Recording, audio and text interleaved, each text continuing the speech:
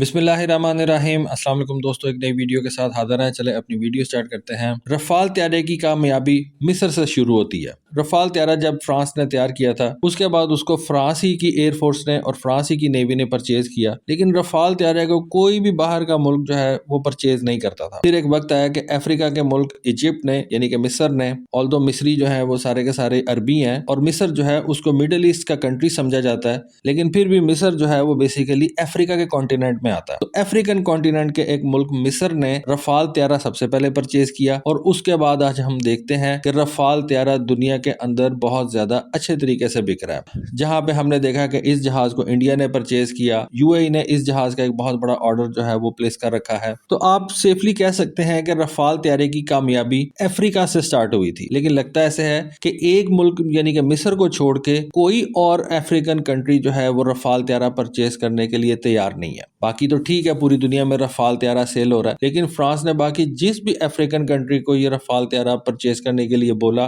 ہر African country نے اس کو reject کر دیا، اور ہر افریقن کنٹری نے رشیا کا SU-30 جہاز پرچیز کیا۔ اب 16 جنوری کو ایتھوپیا کی طرف سے خبر آتی ہے کہ ایتھوپیا جو ہے وہ 15ویں کنٹری بن گیا ہے جو یہ SU-30 جہاز جو ہے وہ پرچیز کرے گا۔ اس وقت ایتھوپیا کی ایئر فورس کے پاس 2 SU-30 جہاز جو ہیں وہ آپریشنل ہیں، لیکن ایتھوپیا نے اعلان کیا کہ ہم مزید SU-30 جہاز پرچیز کرنے جا رہے ہیں۔ اب ایتھوپیا جو ہے اس کے بارے میں ایک کانسیپٹ ہے اور ایک پرسپشن ہے کہ یہ انتہائی کوئی غریب ملک ہے، لیکن پھر بھی آپ دیکھیں کہ ایتھوپیا جو ہے وہ SU-30 جیسا جہاز اور بڑا جہاز جو ہے وہ استعمال کر رہا ہے۔ خیر اس کی ریزن یہ بھی ہے کہ ایتھوپیا کا جو لینڈ میس ہے وہ کافی زیادہ ہے۔ آگے چل کے میں آپ کو بتاتا ہوں کہ ایتھوپیا کی ایئر فورس کے کس کس کے ساتھ مسئلے مسائل ہیں، اور آگے چل کے میں آپ کو بتاتا ہوں کہ ایتھوپیا کا یہ پہلا SU-27 فیملی کا جہاز نہیں ہے۔ اس سے پہلے ایتھوپینز جو ہیں وہ SU-27 جہاز بھی پرچیز کر چکے ہیں، اور ان کی اس SU-27 جہاز کے ساتھ بہت زیادہ کامیابیاں ہیں۔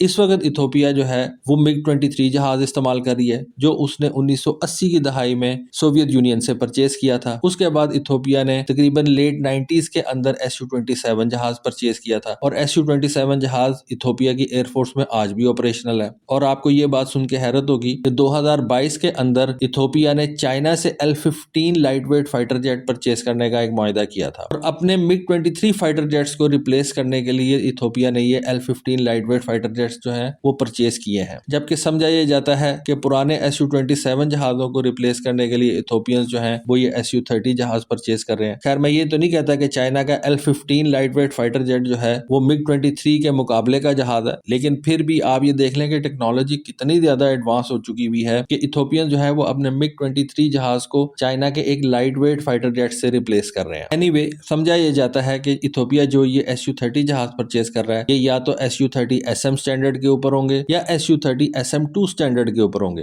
SU-30 کا جو اس وقت لیٹسٹ ویریئنٹ ہے وہ SU-30 SM-2 ویریئنٹ ہے، جس کے اندر رشیا نے SU-35 والا انجن جو ہے وہ انسٹال کیا ہوا ہے، AL-41F1S، اور اس کے ساتھ ساتھ اس انجن کی جو فیول کنزمپشن ہے وہ پہلے انجنز کے مقابلے میں کافی زیادہ بہتر ہے۔ اس کی جو مینٹیننس نیڈز ہیں وہ کافی زیادہ کم ہے، اور یہ انجن اپنے فائٹر جیٹ کو زیادہ رینج پرووائڈ کرتا ہے، اور فلائٹ پرفارمنس بھی پچھلے انجن کے مقابلے میں اس کی کافی زیادہ بہتر ہے۔ اس سے پہلے الجیریا نے بھی، جو کہ ایک افریقن کنٹری ہے، عرب کنٹری ہے، اس نے فرانس کے رفال طیاروں کے مقابلے میں یہ SU-30 MKA جہاز پرچیز کیے تھے۔ یہ SU-30 MKA جہاز سمجھا جاتا ہے کہ افریقن کانٹیننٹ کے اندر موسٹ کیپیبل SU-30 جہاز ہے۔ اور ایک آپ کو اور بات بتاؤں کہ ان SU-30 MKA جہازوں سے پہلے افریقن کانٹیننٹ کے اندر سب سے بہتر جہاز کون سا تھا؟ ان الجیریا کے SU-30 MKA جہازوں سے پہلے جو افریقن کانٹیننٹ کے اندر بیسٹ جہاز سمجھا جاتا تھا وہ ایتھوپیا کا SU-27 تھا۔ تو آپ اس سے اندازہ لگا سکتے ہیں کہ ایتھوپینز جو ہیں وہ شروع سے ہی بہت اچھے جہاز استعمال کرتے چلے آئے ہیں۔ تو جیسے کہ میں نے آپ کو بتایا کہ باقی افریقن کنٹریز کے ساتھ ساتھ ایتھوپیا نے بھی رفال طیارے کو ریجیکٹ کر دیا تھا۔ اس کی بہت سی ریزنز تھیں۔ سب سے بڑی ریزن تو یہ کہ ایتھوپیا ایک بڑا ملک ہے، اور بڑا ملک ہونے کی وجہ سے اس کو ایک بڑے جہاز کی ضرورت ہے، 2 انجن والے جہازوں کی ضرورت ہے۔ رفال بھی 2 انجن والا ہی جہاز ہے، لیکن رفال کے جو انجنز ہیں ان کے بارے میں سمجھا یہ جاتا ہے کہ ان کی اتنی زیادہ پاور نہیں ہے، اور رفال ایک انڈر پاور जहाज है। और जिन कंट्रीज ने Su-30 जहाज और रफाल जहाजों का आपस में कंपैरिजन किया है, उनके मुताबिक Su-30 की जो क्वालिटी प्राइस रेशियो है वो फ्रेंच जहाज के मुकाबले में बहुत ज्यादा बेहतर है। पिछले दिनों में हमने ये देखा कि अल्जीरिया ने फ्रेंच रफाल त्यारे के मुकाबले में Su-30 को चूज किया, कजाकिस्तान ने रफाल त्यारे के मुकाबले में Su-30 को चूज किया, और अब इथोपिया ने रफाल के मुकाबले में Su-30 जहाज को चूज किया। और इन तीनों कंट्रीज के जो ये Su-30 जहाज हैं, ये सारे के सारे रशिया के इरकुत्स्क एविएशन प्लांट के अंदर तैयार किए जाएंगे। ये वही प्लांट है जहां पे इंडिया के Su-30 MKI जहाज तैयार किए गए थे। रफाल त्यारे का Su-30 के ऊपर जो प्राइमरी एडवांटेज है वो तो ये है कि रफाल त्यारा जो है उसकी मेंटेनेंस कॉस्ट Su-30 के मुकाबले में काफी ज्यादा कम है। और दूसरी चीज ये कि रफाल के अंदर जो कंपोनेंट्स लगे हुए हैं, जो इलेक्ट्रॉनिक्स है, एवियोनिक्स है, वो वेस्टर्न कंट्रीज जो है वो प्रोवाइड करती हैं। इस वजह से आप ये कह सकते हैं कि वो रशियन एवियोनिक्स के मुकाबले में ज्यादा बेहतर है। और रफाल त्यारे के जो सेंसर्स और इलेक्ट्रॉनिक्स हैं वो Su-30 जहाज के मुकाबले में ज्यादा सोफिस्टिकेटेड है। रशियन इस बात को बड़े अच्छे तरीके से जानते हैं, लेकिन फिर ओवरऑल रशिया का अपना इन्फ्लुएंस ऐसा है इन अफ्रीकन कंट्रीज के ऊपर कि रशिया इन अफ्रीकन कंट्रीज को अपना Su-30 जहाज सेल करने में कामयाब हो जाता है। ऐसा नहीं है कि इस Su-30 जहाज की जो परचेज है वो सारी के सारी रशिया ही इन्फ्लुएंस करता है। Su-30 अपने अंदर भी एक बड़ा जबरदस्त जहाज है। रेंज के हवाले से वो रफाल को आउटमैच करता है। उसके अंदर जो सेंसर्स लगे हुए हैं, रेडार लगा हुआ है, उसकी रेंज जो है वो रफाल के रेडार की रेंज को जो है वो आउटमैच करती है। तो दोनों जहाजों के अपने अपने जो है वो प्लस पॉइंट्स हैं, नेगेटिव पॉइंट्स हैं। और अफ्रीकन कंट्रीज क्योंकि ज्यादा बड़ी हैं, उनका लैंड मैस ज्यादा है, इस वजह से उनको ये Su-30 जहाज ज्यादा सूट करता है। और उसके अलावा Su-30 जहाज के साथ कुछ long range air to air missiles आते हैं जो इस वक्त रफाल के साथ जो है वो पॉसिबल नहीं है। जैसे कि ये रशिया का R-37M मिसाइल है, जिसके बारे में एक ख्याल किया जाता है कि ये तकरीबन 250 से 300 किलोमीटर रेंज तक जो है वो एयर टू एयर मार कर सकता है। फिर उसके बाद आपको पता है कि ये जो वेस्टर्न कंट्रीज होती है ना, इनके नखरे बड़े होते हैं। और फ्रांस का जो पिछला ट्रैक रिकॉर्ड है वो भी कोई बहुत ज्यादा अच्छा नहीं है। अब ये मैं क्यों कह रहा हूँ, देखिए मैंने आपको एक दफा एक मिसाल दी थी जब इंग्लैंड और अर्जेंटीना की फॉकलैंड्स के ऊपर जंग हुई थी,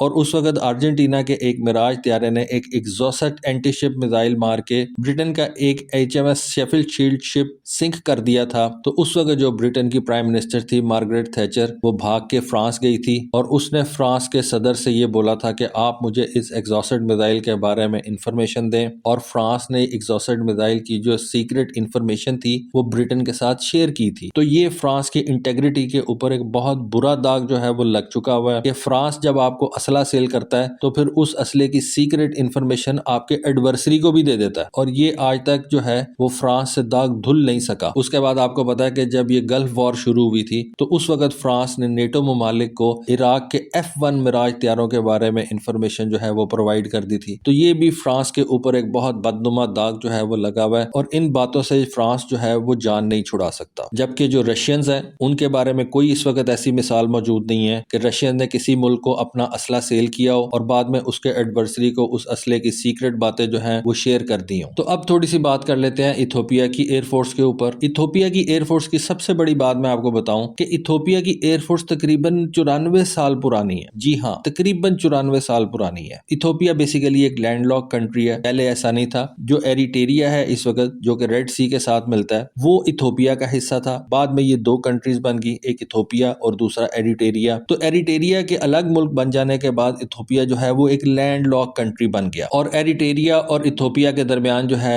वो कुछ मसले मसाइल भी खड़े हो गए, लड़ाई झगड़ा शुरू हो गया। तो उस वक्त एरिटेरियन एयरफोर्स ने रशिया से ये MiG-29 जहाज परचेज किए। इथोपियंस जो थे उन्होंने रशिया से Su-27 जहाज परचेज कर लिए। डेफिनेटली Su-27 जहाज MiG-29 से बेहतर है। और फिर जब ये दोनों ममालिक की एक जंग हुई जो कि 2 साल तकरीबन चलती रही, 2-3 साल चलती रही, 98 से 2000 तक, तो वहां पे हमने ये देखा कि Su-27 ने इस जंग को डोमिनेट किया और इथोपिया ने एरिटेरिया के 4 MiG-29 जहाज जो हैं उनको शॉट डाउन कर दिया, जबकि इथोपिया के अपने जो Su-27 जहाज थे वो बिल्कुल महफूज रहे। फिर खैर जंग के बाद एरिटेरिया ने भी 2 Su-27 जहाज रशिया से परचेज किए, क्योंकि जंग के अंदर ही एरिटेरियंस को पता लग गया था कि Su-27 जहाज MiG-29 से बेहतर है। फिर इथोपिया के अंदर सिविल वॉर लग गई, उसका अपना बड़ा ज्यादा नुकसान हो गया। इथोपिया की सूडान के साथ जो है वो मसले मसाइल शुरू हो गए, इथोपिया के इजिप्ट के साथ मसले मसाइल शुरू हो गए। वैसे आपको एक मजे की बात बताऊं, इजिप्ट ने ये जो रफाल त्यारे परचेज किए हैं फ्रांस से, फ्रांस इजिप्ट को इन रफाल त्यारों के साथ मीटियोर मिसाइल नहीं दे रहा, जबकि रशिया इथोपिया को इन Su-30 जहाजों के साथ अपने तमाम बेहतर मिसाइल जो है वो ऑफर कर रहा है। फिर जब इजिप्ट ने ये Su-35 जहाज परचेज کرنے کا معاہدہ کیا رشیا کے ساتھ، تو امریکہ نے ایجپٹ کو یہ Su-35 جہاز پرچیز کرنے سے روک دیا۔ یہ ساری باتیں سننے کے بعد کیا آپ کو یہ نہیں لگتا